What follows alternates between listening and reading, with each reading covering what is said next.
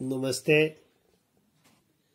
कक्षा 8 स्वमूल्यांकन प्रश्न संख्या 123 हिंदी साहित्य। खाली स्थान भरना है। पहला है उचित शब्दों द्वारा रिक्त स्थान भरिए। किरण मजूमदार शाह ने देश की महिलाओं के समक्ष एक आदर्श प्रस्तुत किया है। खा स्वभाव के अनुसार उसने कजली पर भी चोंच से प्रहार किया। और गा गिरने के पूर्व लोटा एक दुकान के साइबान से टकराया। घा लाला झाऊलाल ने देखा कि इस भीड़ में प्रधान पात्र एक अंग्रेज है। प्रश्न नंबर 2, दी गई पंक्तियों के सरलार्थ लिखिए। आंसुअन जल सींच सींच प्रेम बेल बोई। प्रस्तुत पंक्ति मीरा जी का है। मीरा जी ने कृष्ण की आराधना में, कृष्ण की तपस्या में, कृष्ण की तल्लीनता में बहुत आंसू बहाए। अब वो लोगों से कह रही है, देखिए मैंने एक बेल को आंसुओं से सींच सींच कर बोया है, और जब बेल जब पानी पाकर जब बढ़ जाती है तो उसमें फल होते हैं। अर्थात मीरा का आशय यह है कि मैंने बड़े दुख से कृष्ण को पाया है, और दुख से जो चीज पाई जाती है उसका एक मजा ही, एक आनंद अलग है।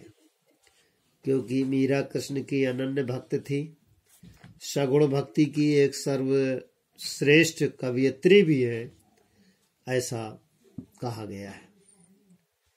प्रभु जी तुम चंदन हम घन वन हम मोरा।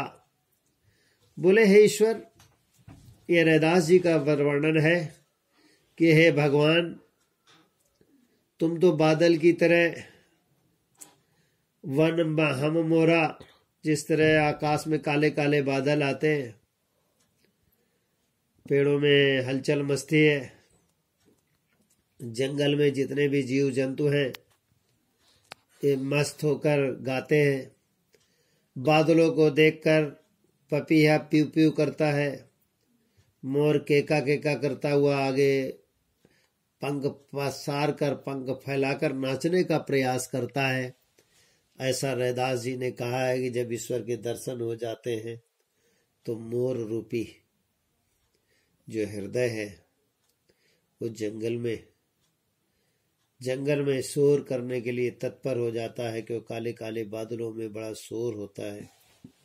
इस शोर को देखने के लिए तैयार हो जाते हैं। कबीरदास जी ने कहा है, तीसरा गा है, दूसरे का तीसरा पोर्शन गा। आशय लिखना है, पंक्तियां हैं पद से जो दी जाती हैं। मोको कहाँ ढूंढे बंदे, मैं तो तेरे पास हूं। कबीरदास जी कहते हैं कि लोग ईश्वर को, अल्लाह को, परवरदिगार को, वाहिगुरु को खोजने के लिए चारों तरफ जाते हैं। अरे खोजना तो बेकार है, वो तो सभी के हृदय में विराजमान है। मोको मुझे कहाँ ढूंढे बंदे। ईश्वर कहता, अरे बंदे, अरे इंसान कहाँ कहाँ जाता है। यदि कर्म में कुछ श्रेष्ठता होगी तो कुछ न कुछ मिलेंगे। मैं तो तेरे पास में। अगर व्यक्ति मैं घमंड दूर कर दे, घमंड को दूर रखे, तो शायद है ईश्वर के दर्शन हो जाएं। बाबा कबीरदास जी ने कहा भी है कि हेरत हेरत हे सखी, कबीरा रहा है राय।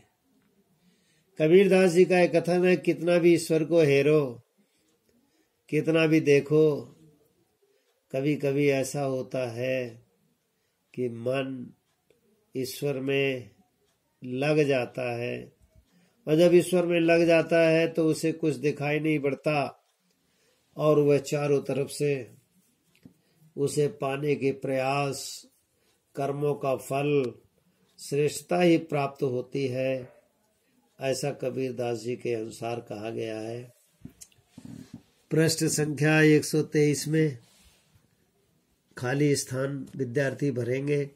और प्रभु जी तुम घन वन हम मोरा, हे ईश्वर तुम बादल हो, बादल में काले काले बादलों की गड़गड़ाहट को सुनकर मोर मस्त हो जाता है।